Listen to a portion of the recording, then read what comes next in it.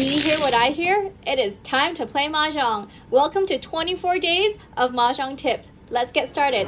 Hoi hoi lawai. Welcome to day 2 of Mahjong Madness. Today we're going to talk about how important it is to always count your tiles, especially after getting flowers or kongs. How do you know when you have the right number of tiles? It should always be in multiples of 3 plus 1. What I mean by that is you just grab any 3 tiles in your hand, 3, 3, 3, 3, and you should have 1 left over. That means you have the right number of tiles.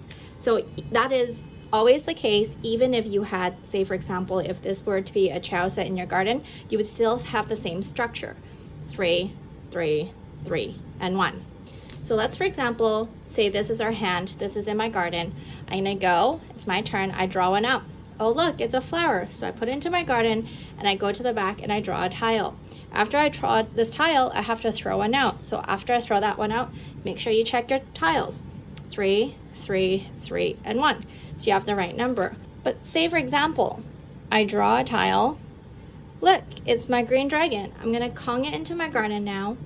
And I go ahead and I'm gonna go and grab another tile back here. And then what you need to do after you grab this tile is you need to throw one out. So afterwards, you're gonna count your tiles again. It's gonna be 3, 3, and 1. So you still have the right number of tiles. So always remember, you will always have multiples of 3 plus 1. Unless, obviously, if all of these are in your garden, then you will only be left with 1. That's it for today. You can come back tomorrow for more. Subscribe to our Instagram, I Like Fishballs, for more tips. Jagin.